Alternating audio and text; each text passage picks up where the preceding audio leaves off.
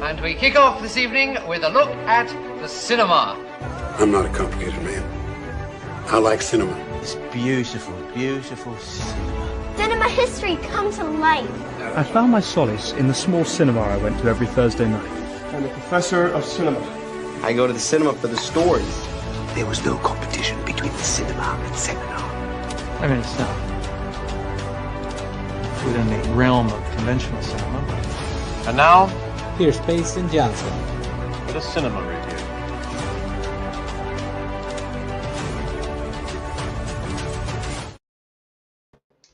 It is Monday, May 19th, 8 EST, and thank you for joining me for another episode of Cinemaster's Reviews. Exciting show tonight.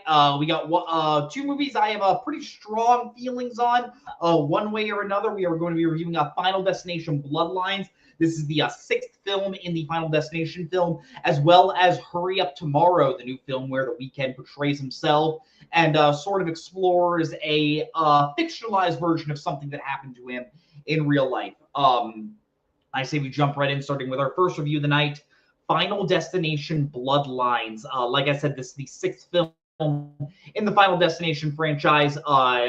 This one is directed by Zach Lipovsky and Adam B. Stein. This is the first one in over a decade.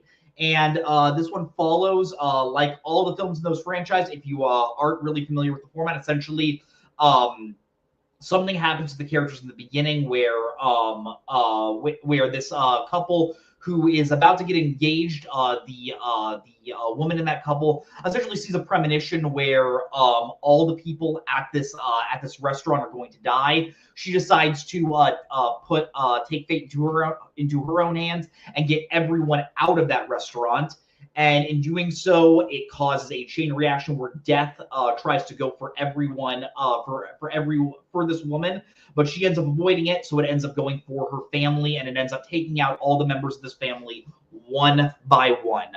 I'll be honest, this is the first Final Destination movie I have ever seen. I have not seen in the any of the films. I've always thought the premise sounds fun. It really lends itself to giving like really unique and creative kills for how to like take out our characters. I know Devin Seawa was in one of them. I know Sean William Scott was in one of them. I believe Mary Elizabeth Winstead was in like the third one. So they've always been seemed like entertaining ideas, but I've just never really gotten around to checking out the franchise. But what I will say is, if these movies are like this movie in any way, I would like to check out this franchise, because while this is in no way like some sort of like high art, like artistic masterpiece, I had a lot of fun watching this film. And I think the number one thing I can say about it is Final Destination Bloodlines knows exactly what it is, and it knows exactly why its audience are there to see the movie. You go to this movie because you want to see a nice, fun setup, maybe a really cool opening scene, and then meet some characters that maybe are like not like super annoying, but are like the most developed, so that way you don't feel bad about them when you see them get killed in the most gruesome and creative ways. And that is what this movie gives you. It gives you a nice hour and 50 minutes where you are watching these movies get taken out and picked off one by one, and watching the characters slowly try to figure out how they can outsmart death in a smart way. And it's always fun when you see a movie that, while its ambitions aren't maybe like super high or like or it's not trying to go for anything like super avant-garde per se, it knows exactly what it wants to do and is really, really good at its job. And it just feels like a really efficient horror movie in a way. If you were to call this horror, I think you probably can. Death is the villain of this movie. I've alluded to it in this review so far. The opening scene of this film is incredible, and one of the most just like insane like just situational horror sequences I think I've ever seen. If you saw Drop earlier this year, it takes place in like a sky restaurant like that. Only difference is this one, the ground is completely glass, and you see that when we walk in. So like seeing the fact that these characters are like hundreds of feet in the air, being protected by a glass floor, I think you immediately know how this opening scene is probably going to go. You have all these characters start like dancing, and you slowly start seeing the ground crack, and it like zooms in as the sound gets real quiet, so you start to see like, oh crud, if one thing happens, all these characters are going to be dead. You have this one douchebag kid at the top that just won't stop throwing pennies down to the ground, and these characters tell him to stop, but he doesn't want to listen because he's a little piece of shit as far as I'm concerned, and you know exactly what's going to happen. Something's going to happen with that penny, and it does a really good job of setting up all these dominoes and then watching them fall as you watch all these characters like slowly fall to their death. But as I said, obviously that's a premonition, so you know pretty early on that that one of our main characters, what's her name? I wrote down her name.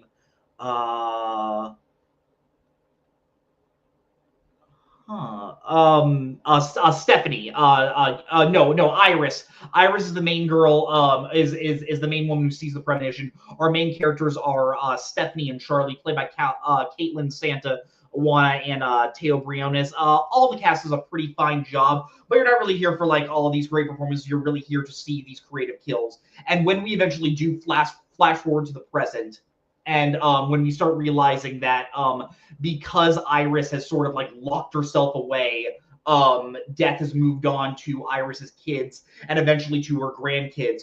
Watching how all these characters start getting slowly picked off, like I feel kind of messed up saying like, oh man, I'm giddy watching these characters die, but like there is something fun with how creative it is. Like the first kill involves like this rake and a lawnmower, and like you slowly start thinking like, okay, how are these characters going to die? Because like you go to this house party, you see these characters like jumping on this trampoline, and there's a rake right underneath the trampoline, so you're like, okay, this trampoline's going to break. This character's going to like stab their foot in the rake, something's going to happen, and then a character notices the rake and immediately gets it out, and you're like, okay, what's going to happen?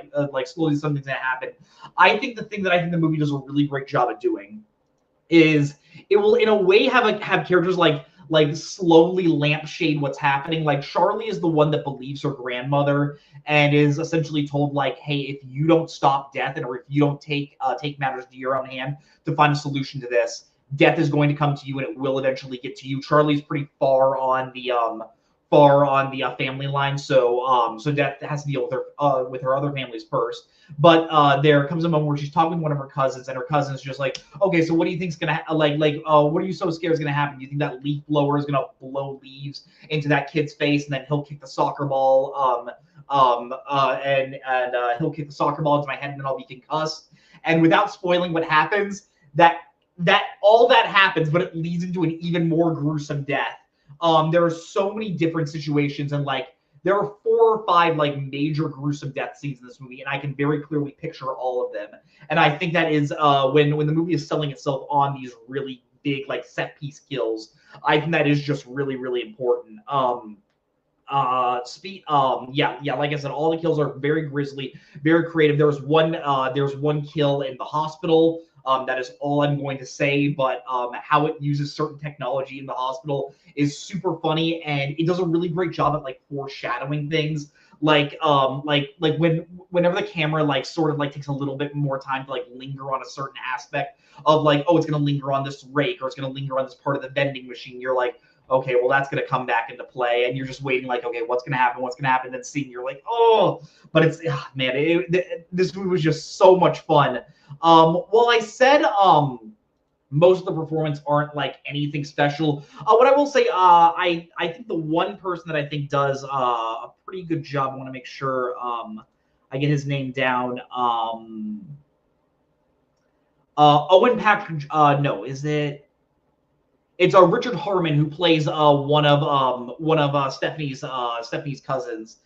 He's like this super like sort of like burnout of a guy, but also like he tries to pretend like he's really cool when his dad dies, but you can clearly tell he's very like emotionally affected, and like where his character goes and how he fits in and everything is really, really cool. And yeah, he gives a pretty good performance, but the one standout of the whole cast is returning actor Tony Todd. He's been in other films in the franchise.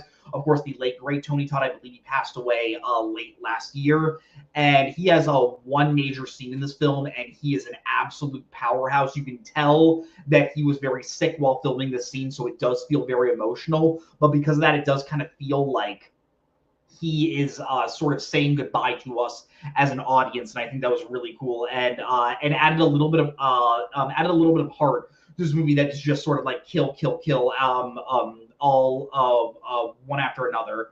If I were to say some things that I wasn't the biggest fan of, there were some moments during the climax, like when we're down to like only a few characters left alive. We go back to Iris's old house to try and see like, okay, is there some way we can like take care of death here? I thought the climax was kind of like poorly lit in a way. Like the lighting throughout the entire movie is a little bit of an issue, and I was having kind of a tough time seeing certain things in like really dark scenes. But it really is only a major issue for me in the climax, where I was like, okay, what is going on with our characters? Who is in danger right now? Like, what is actually happening? And I just found myself pretty distracted by that. But other than that, there really isn't like too many other major faults with it. What I will say is, while I was a big fan of the ending, it is one of the most cynical and just like carefree ways of how our character's journey sort of end in this film, where I could see some people being annoyed and just sort of like and just sort of like felt like they were ripped off in the way of like how this film ends, especially because like just something happens and then immediately goes in the credits. Like it almost seems funny, even though what we just saw was so dark and so disturbing. So while I enjoyed it, I could see some people getting a little bit upset with how cynical this movie is, which I think like if you're coming into like the sixth movie and you just like can't really accept like how just like pessimistic this movie kind of is, where like the whole concept is you cannot fight death. Death is going to find a way to win. The only way you can break it is if you do these couple things that the movie explains that I don't want to spoil. But even I was like, I do think the ending goes a little bit too over the top, and I can see some people being a little bothered by that. But no, honestly, like as someone who has never watched any of the entries in this film, any of the entries in this franchise, I was very, very impressed by it. If I were to rate this movie on a scale of 0 to 10 videotapes, 0 being awful, 10 being incredible, I'm going to give it a very high 8 out of 10 videotapes. I think this was a very, very fun movie. Gives you exactly what it is trying to do. If I'm being honest, it's probably closer to like maybe like a 7 out of 10 videotapes, but I think because it is so good at everything it's trying to do, even though it might have slightly lower ambitions, I can't help but acknowledge how fun it was and give it credit for that. If you're a fan of this franchise, I don't see how there's a way that you wouldn't enjoy it, or even if you're just like a new adopter and you just want to see a movie that just like gets your blood pumping, gives you some nice gory scenes, this is one that you are going to have a lot of fun with. If gore or blood is something that bothers you, stay away from this movie. Even I will admit that, but if it doesn't bother you, I think it's going to be a really, really fun time in the theater. But yeah, I say we head right into our second review of the night, that being Hurry Up Tomorrow. This is the new film by Trey Edward Schultz. You might recognize that name. He is the director of such films as It Comes at Night and Waves. Those are two movies that were pretty critically praised during their time. And this time he is teaming up with The Weeknd to tell a dramatized story of a time that The Weeknd of just a night in The Weeknd's life. Essentially what this movie is about, we open up on The Weeknd playing himself. I want to make sure I get his real name right. I believe his name is Abel Tesfaye. That is his real name. Abel is about to go on stage to perform. His manager Lee, played by Barry Keoghan, is like encouraging him, like, "Man, you go out here every night. Everyone loves you. You're selling all these shows. You're incredible." And he is very clearly like reeling from the fact that he just broke up with his girlfriend. Abel is one of the characters we follow. We also follow Anima, played by Jenna Ortega. When we are introduced to her, we see her like burning like some sort of residence, while also getting texts from her mom saying like, "Hey, we want you to come home." And essentially what happens with this movie is Anima and Abel meet at this very like weird time in their lives, and you slowly start to see how they how they connect with each other and also don't connect with each other in a way. Apparently, with what The Weeknd said, he wrote this movie based off a night where he was just so emotionally distraught, where he just lost his voice, and then all these ideas sort of came from there. There is no other way to describe this movie other than saying that it just feels disgustingly self-indulgent. This is a movie where when I saw the trailer, I was trying not to roll my eyes at, okay, here's The Weeknd playing himself as this like emotionally tortured artist. You have all these characters saying like, oh my gosh, your lyrics are so much deeper than what all your fans think. Like everyone thinks you're just this like sort of bright pop star, but if you really look at the lyrics, they can all very clearly see how tortured you are. Jenna Ortega's character, that's essentially her whole character, is she's just saying like, you are such a genius and no one understands you, but I'm the only one that does. And then she sort of goes on from there, and you slowly start to see like how just sort of like mentally tortured she is. But yeah, watching this movie, it really does just feel like I roll the movie, because I feel like I'm watching a movie of The Weeknd just trying to show everyone, look how smart I am and look how deep I am. And it just kind of comes off as both boring and kind of hilarious when you just see like how artsy this movie thinks it is and how smart it thinks it is.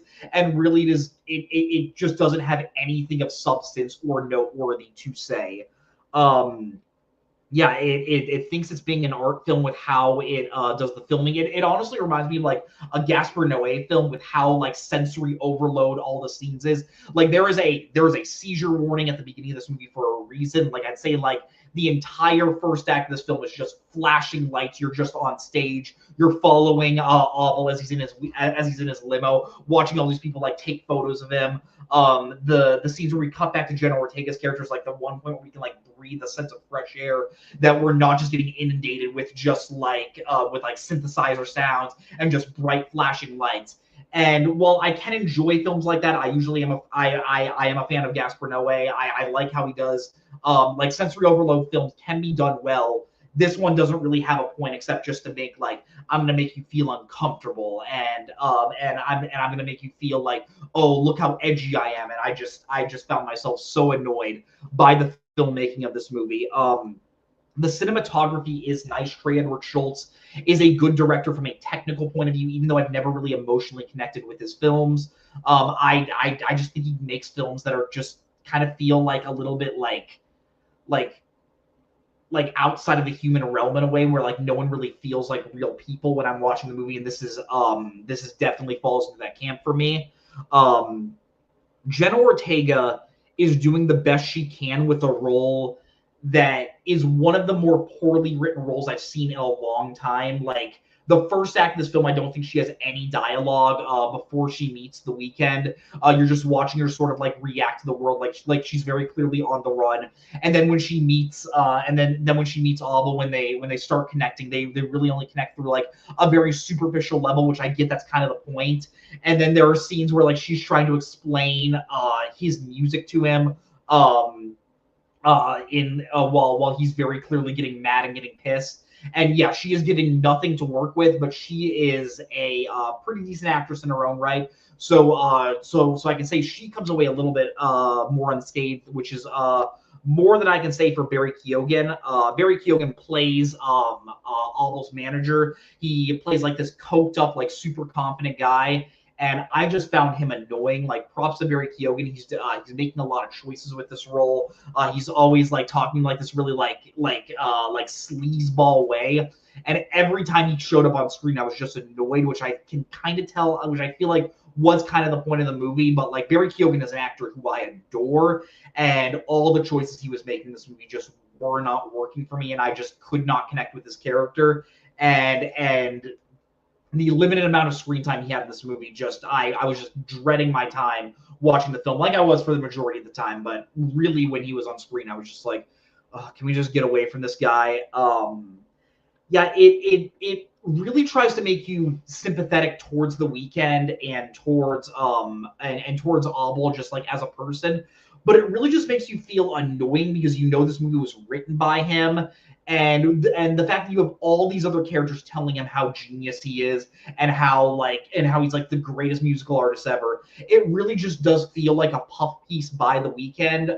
And throughout the movie I was just like, this is the closest I've come to walking out of a film in a while. I'm usually not someone to do that, but like from the 10-minute mark, I kind of had an idea of what this movie was going to be, but I was going to give it a chance, and it did not get better from there. The movie has about like 45 minutes of story, and it has to stretch that out for like an hour and 45 minutes. So it does that by making every scene last like 5 minutes longer than it has any right to. You have scenes where The Weeknd just starts breaking out into song and just starts singing when he can't express anything to really show like, oh, this is the only way he knows how to express his emotions.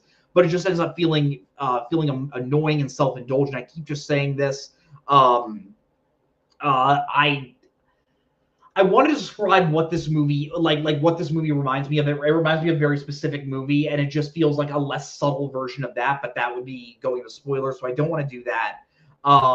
It tries to make a statement about mental health in the end, but it ends up coming up like extremely short. Like it is the most like textbook example of like, oh man, look how broken we all are, but it doesn't make you but it doesn't have anything to say about that, and that just feels like just sort of like pandering, and it just feels a little bit like what's the word, like it's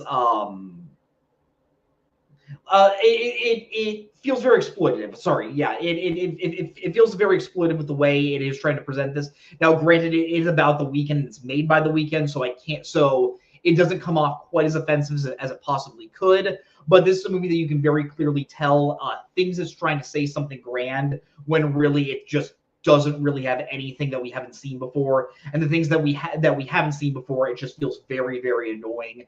This is one of my least favorite films of the year so far. If I were to rate this movie on a scale of 0 to 10 videotapes, I'm going to give it a 2.5 out of 10. I think this was a pretty terrible film.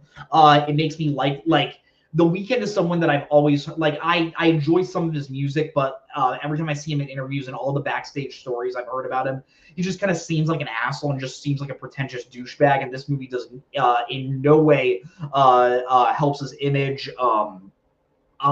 Yeah, just has a really annoying way of the way it presents its story. Feels very hollow in a way, and yeah, it just it really the best way to describe it is it is so much dumber than it actually thinks it is. I would say stay far away from this film.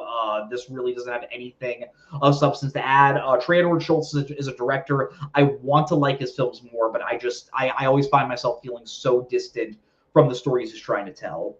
But yeah, thank you all for watching. Remember to like this video and subscribe to the video store. It helps grow our channel a lot. Next week, I'm going to be reviewing Mission Impossible: The Final Reckoning. That is one of my more anticipated movies of the year, as well as the live-action remake of Lilo and Stitch. Really excited for next week. Hope to see you guys there. And remember, as always, watch more movies. And the award for most vapid film review of the century goes to... Okay, movie review. Okay, I thought it was beauty. And he's now in cinema hell, where one day we'll all be reunited. This is me at the Regal Cinema crying as I did through much of the film.